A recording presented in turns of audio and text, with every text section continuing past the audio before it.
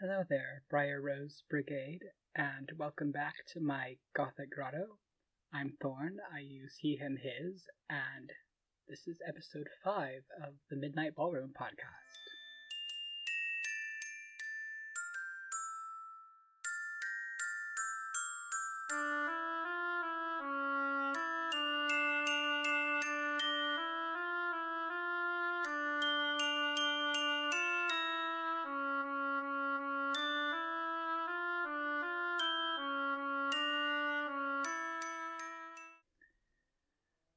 Okay.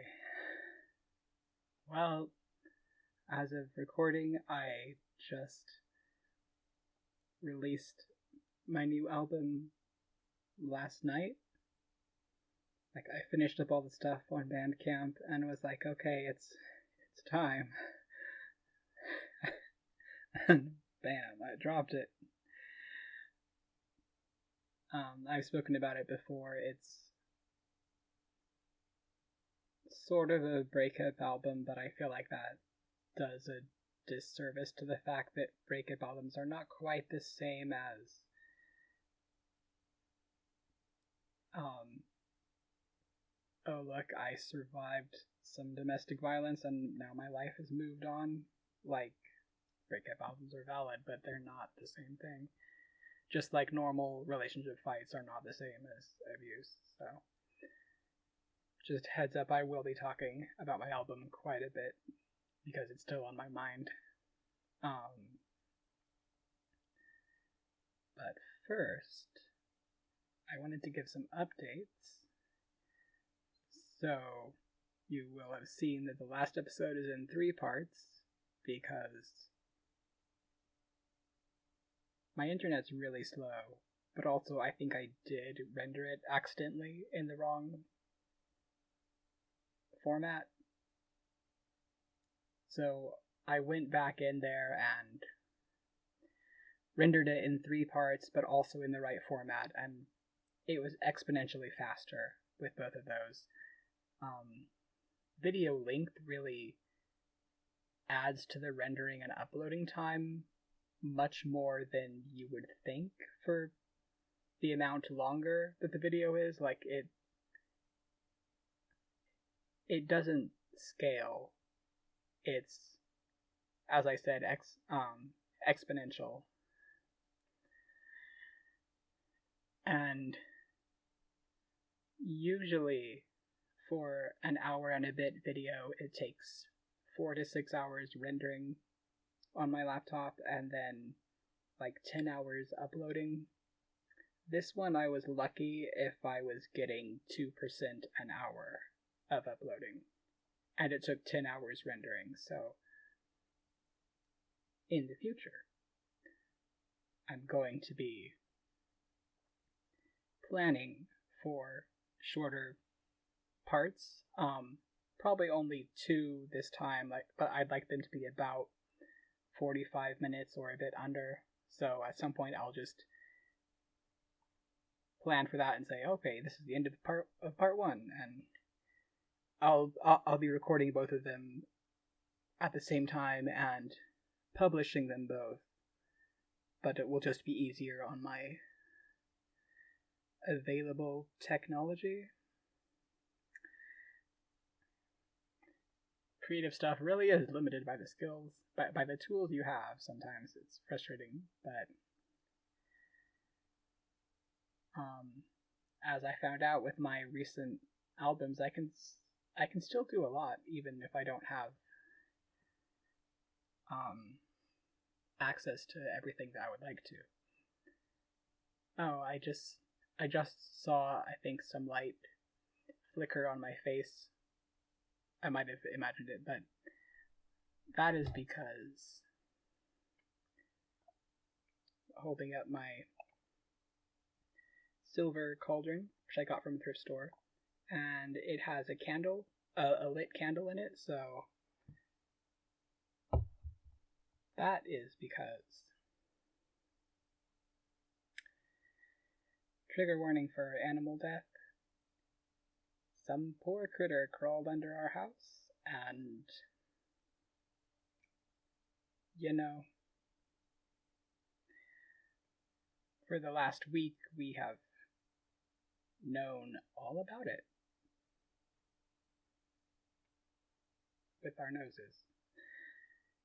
It's really weird. This is the second time where this has happened at all in recent years, and both times my parents had just left town, and then the animal was like, oh, cool, a funeral home.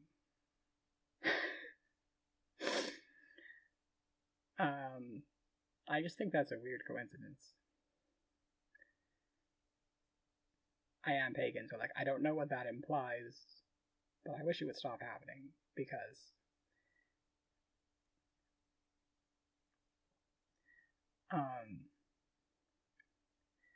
the normal stress of being around some of my family members gets worse when they're planning for travel, and that can be pretty triggering.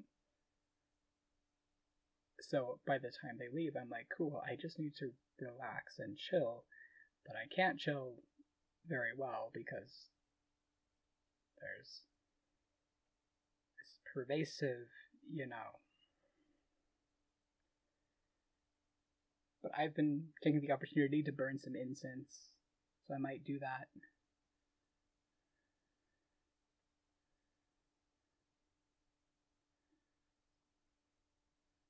I think this is one of my rose flavored ones. Flavored. Scented. Yeah. It smells floral. Sticking it in the candle.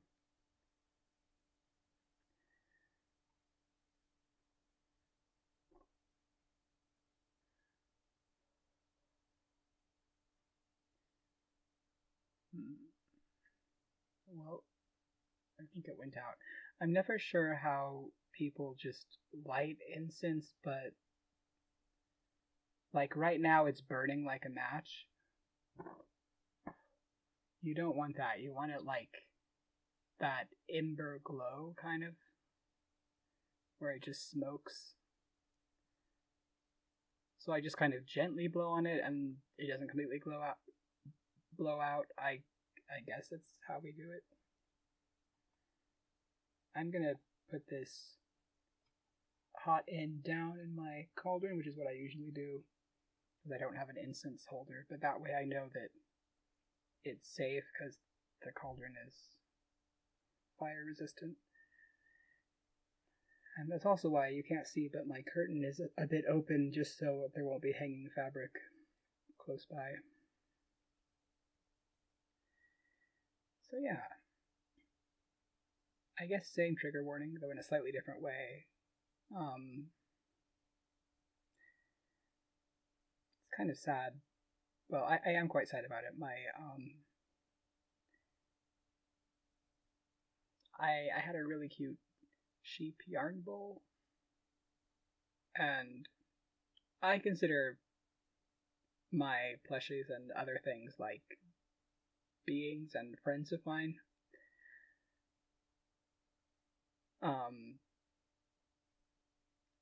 And I just was using her one day, and she fell off the side of my desk and just shattered. So I really felt like I was mourning a friend after that. I wrapped her in a shirt that I had loved for a long time, but realized I had known for a while that I needed to let it go, but just hadn't gotten around to it or felt like it was time. And I was like, oh well, this could be kind of a shroud and also protect the trash people from trash, as in the people that pick up the trash, not a comment on their worth or character. I actually I appreciate garbage collectors. It's an important job. Anyway, I wanted to protect them from the sharp objects, and it felt nicer than just chucking the pieces in the trash.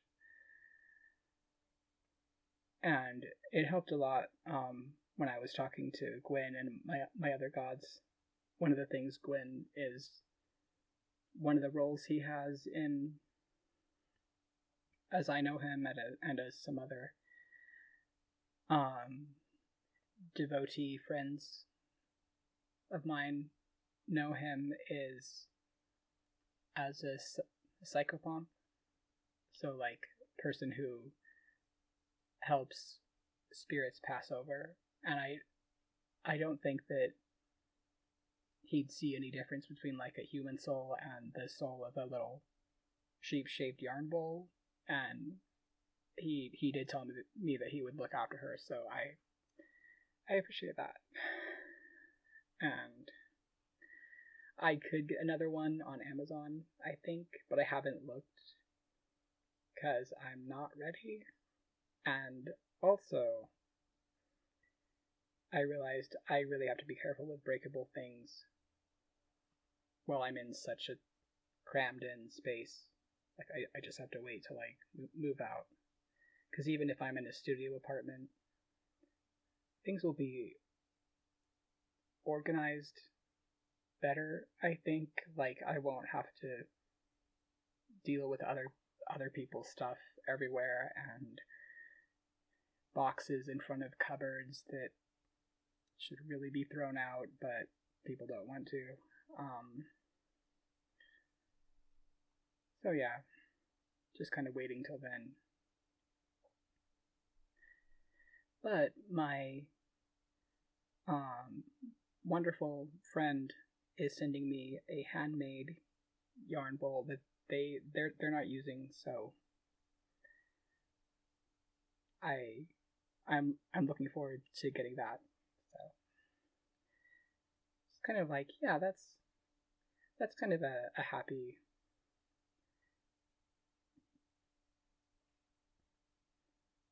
note to the story, even though part of it's sad.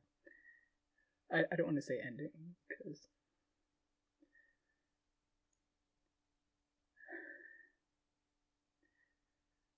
let's see. I'm trying to think about other updates before I get into my album stuff.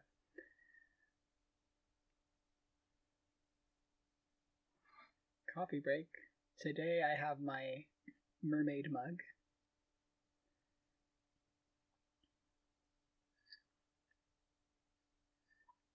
And Death Wish coffee.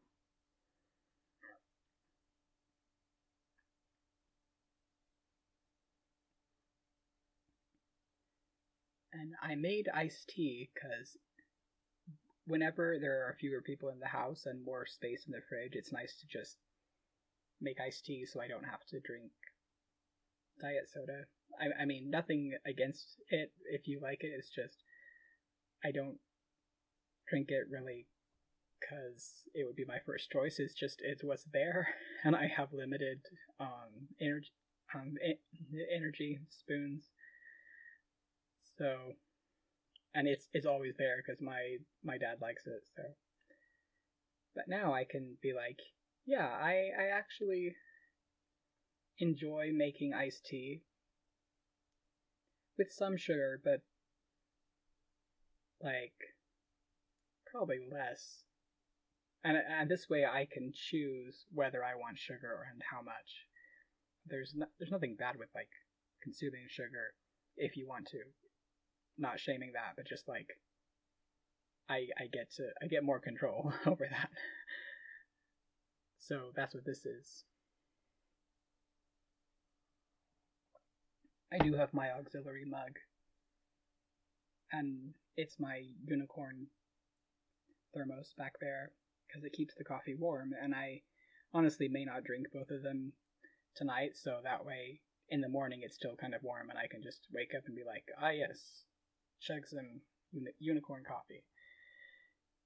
It's also Death Wish, but like Death Wish unicorn coffee sounds amazing.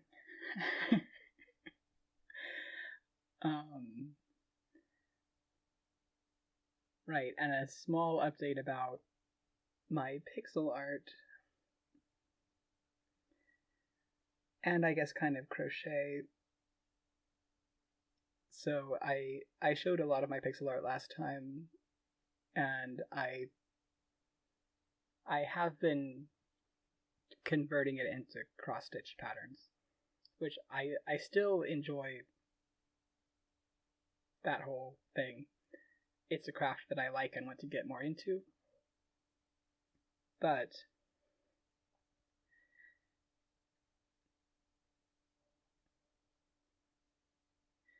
sorry, lost my train of thought.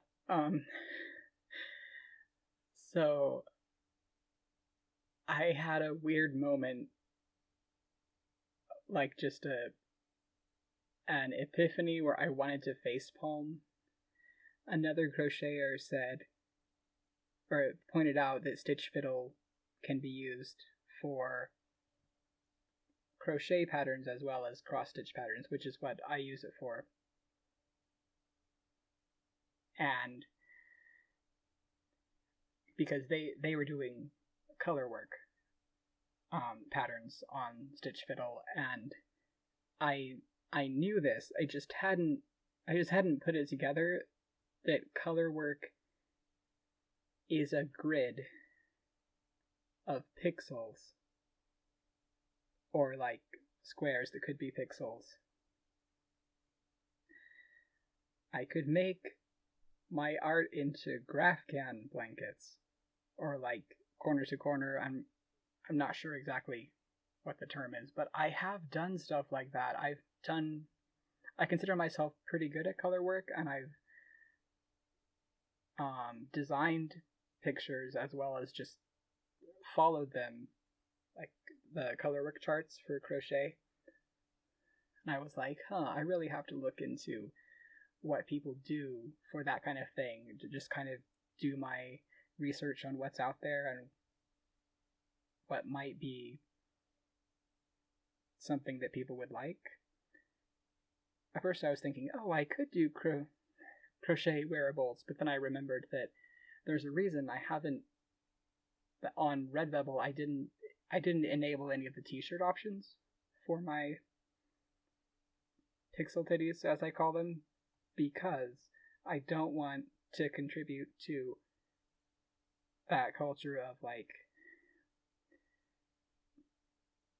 creepy neckbeard guys.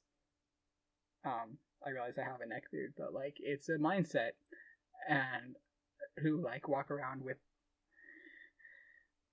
scantily clad women on their shirt. It's just like, yeah, I'm not into that. I don't want to make people feel uncomfortable, even accidentally. Although if you had to crochet something up, like I feel like the type of person who would do that would be a lot more respectful than if it was just like a t-shirt and really easy to get. Like the level of effort I feel like contributes. It adds kind of a barrier of the entry, but I still do want to have ways of letting people access my designs that don't take knowing a craft. So like I mentioned stickers before. I also think it would be cool to do printables. Like I was kind of looking into that and what that would take. I still think it's something I should be careful not to go overboard with yet, because I'm pretty burnt out from living in my parents' house. But I've been talking it over with Gwen, and I think it might be something I'll plan for this summer. Speaking of t-shirts and Gwen, well, the one I'm wearing is my Jareth shirt, like Jareth from Labyrinth, and it is from Shirt Woot. I said Woot shirts last time, but it's Shirt Woot. No, not last time. The last episode I captioned, which was the third one. I haven't worked on the fourth one yet, but I will. Everything was going into the album. But the last one I captioned was, I also mentioned a shirt from, it's actually Shirt Woot, and two very similar sites, or similar names, but they're different. And it's a stylized picture of Jareth in pink, blue, and purple, which is cool because that's the bisexual colors. I believe David Bowie was bisexual. Yeah, I'm pretty sure.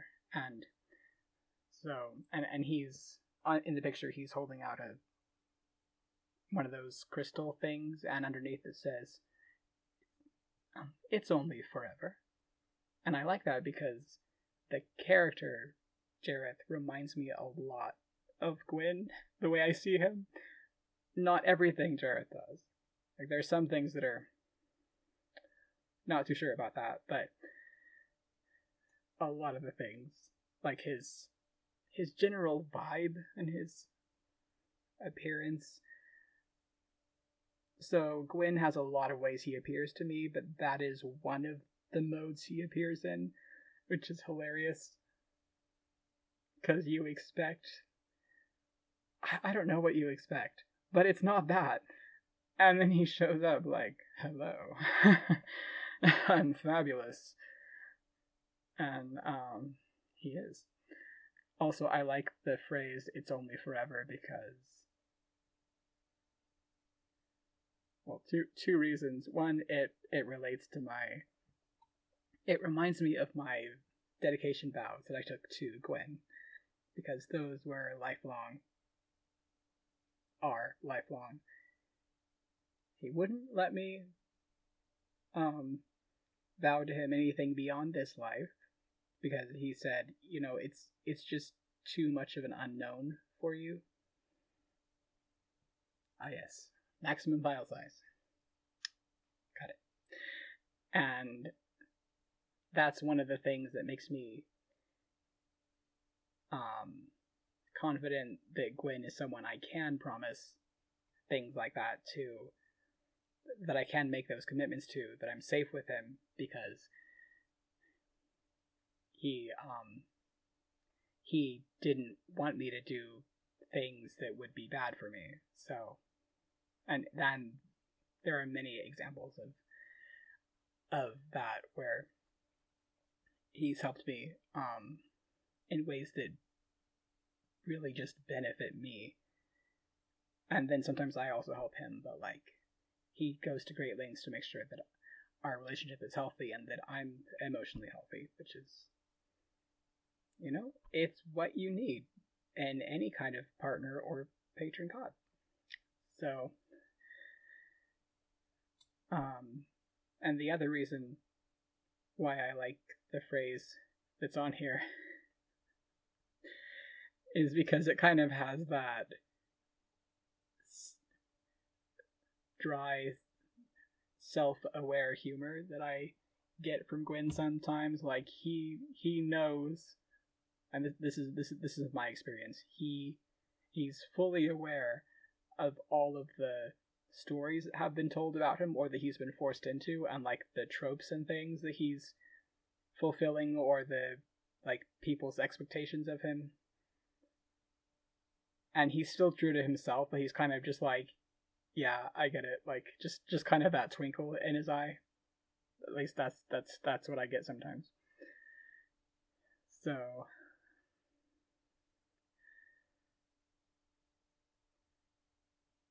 let's see. I don't think I have any crochet projects to share right now,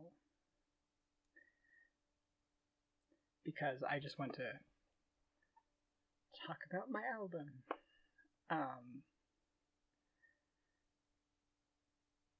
But let me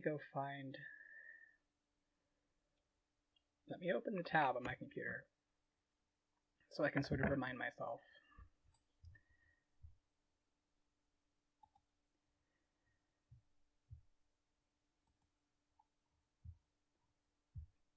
And, well, before that, yesterday, March 2nd, was the 2-year anniversary of my blog, Starstruck Awanith, on WordPress, and it's also the 2-year anniversary of being Gwyn's apprentice. We don't usually talk about what it's like to be an apprentice of a god, and I know that he's apprenticed several people, like a couple of people that I'm friends with have also had that.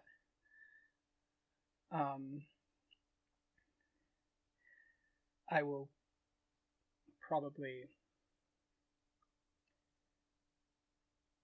tell that story at some point later, but just wanted to point that out because it's kind of a cool milestone. The one thing I will say is that I wasn't sure I wanted to at first, but then much later Gwen was like, hey, so what if we had this scenario where you were my grad student and I was your graduate advisor? Because he knows I have aspirations of grad school. And so I was like, yeah, I like this idea a lot. So then later he said, so by the way, grad school is more or less a modern version of apprenticeship. And I was like, oh no, because I knew where he was going. And he said, so I have a question for you. And asked me, and I was like, okay, so now I actually do think I want to, but I'm still kind of shy and worried that people think I'm copying the only other person I knew who had been an apprentice of any gods, but specifically Gwen. But I'm not as worried about that as I was, but I'm still. So I asked him to let me think about it and then come back and ask. And that night he asked again. Like, it was enough time, but it was kind of it was enough time, but it was kind of funny because I expected more time, but it was like, nope, he can be a freight train when he wants something, and he doesn't like push your boundaries. Like, he'll push you out of your comfort zone, but not like pushing your boundaries in a bad way. He's taught me to have boundaries and to set them with him, but still, like, he can be very intense. And so by that point I was like, okay, now I'm even less worried about the thing I was worried about before, and this person has been nothing but supportive of me and my apprenticeship. So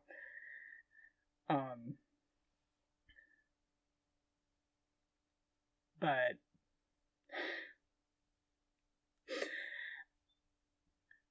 so I was less worried by that point, and also more excited about the idea even than before. So I was like, okay, yes, but I did kind of have to flail around, and I was like, okay, I have no idea what this means, so I need advice from a human. So I wrote that person and asked for advice, and they had some very helpful things to say. So I guess I did end up telling, the short version of how I became Gwen's apprentice, but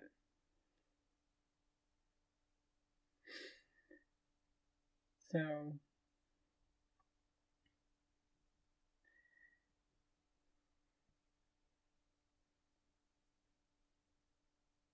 yeah, my album. I've been working on it since I released my last one, just like quietly poking away at it, which has been like 10 months. And a lot of these songs have been in the works for multiple years. And they're part of a story which has been going on that long. You know, my realizing I had to leave my ex, and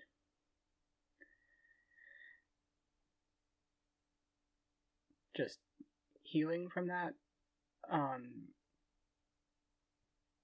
I feel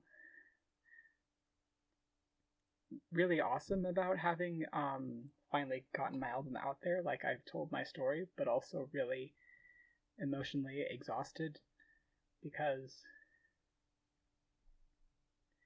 I had to kind of relive a lot of the feelings when I was writing the blurbs from the song for the songs and listening to them as I did the editing, which didn't take too long for any individual song, but like there are 15 of them, so um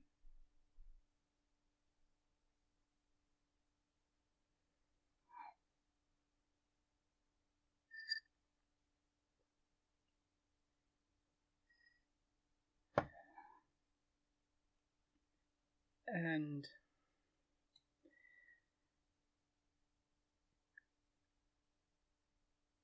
it feels amazing to be able to tell my side of the story and say these things in ways that I just hadn't been able to before. Um,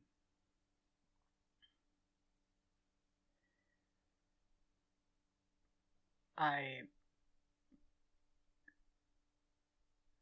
I might have a lot more pausing and thinking for this part because when I'm thinking about traumatizing things, my mind goes blank a bit, which I've heard is a pretty common thing, just that mild dissociation. But I had to be really secretive about my plans to leave while I was with them, which was only 6 weeks, but it felt like forever, and it was a horrible time. And then for the last year, I haven't really been able to be open about all of my feelings about my ex and how complicated they are, because sometimes I'm like, yeah, I do miss them. Not that I would ever go back, but I'm like, yeah, I miss them. There were good times. And I don't feel like I can be open about that because some of my family members, not all of them, but some of them make me feel like this isn't this is usually just like a subtext feeling. There are certain things they've said openly that make me think this too, but they make me feel like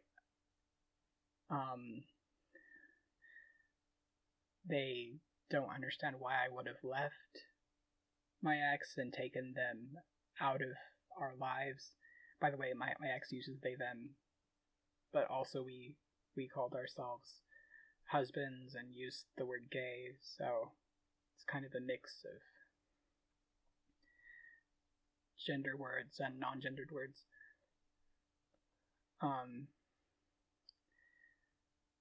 And I know that certain family members of mine really loved them, and one of them in particular has a history of not really taking me seriously when I say, yeah, this person hurt me. And that has happened with several people who I've said, yeah, this person has hurt me or scares me. And I feel like it's not that this family member doesn't believe me, but it's more like, oh, well, it can't be that bad. Because, I know so and so. They're not like that. This is what I extrapolate might be going on. And it's kind of like when you're trans and not fully supported by your environment, in order to get the respect and or resources that you need, you have to be 110% sure of your identity at all times, even though most trans people have a lot of confusion and doubt at times about what our identity is or what we want it to be. But you tend to be afraid that people can use that to disbelieve you or deny you the things that you need, or even just, basic respectful treatment as a human. And that's one reason why I haven't mentioned the complicated feelings I have about my ex, for similar reasons. And also just, it feels like it would be a big deal whenever I do bring them up, because I would have to deal with other people's feelings about them, about the situation, as well as my own, instead of just saying, oh yeah, my ex did this and it sucked, and the other person going, oh yeah, that sucks, I'm sorry that you had to deal with that, and then like dealing with their own emotions elsewhere instead of making me have to handle them.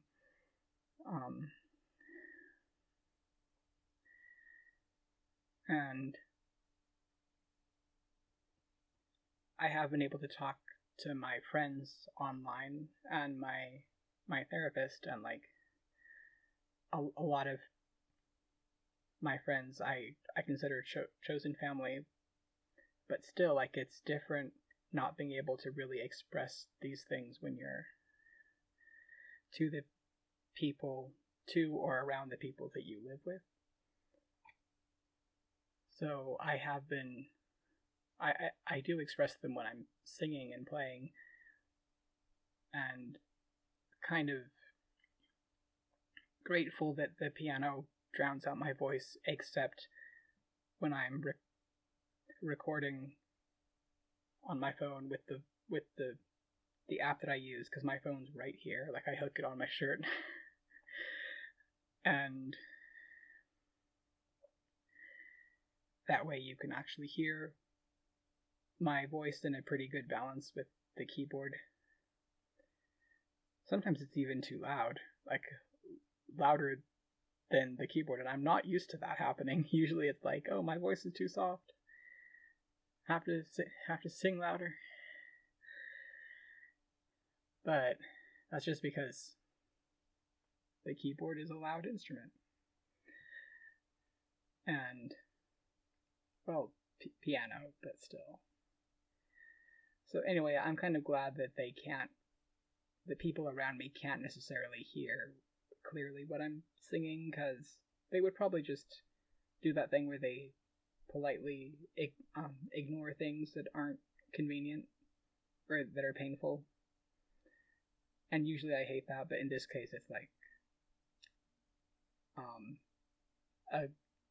a useful thing. It can help me feel safer in some ways if I don't want to be confronted about a certain thing.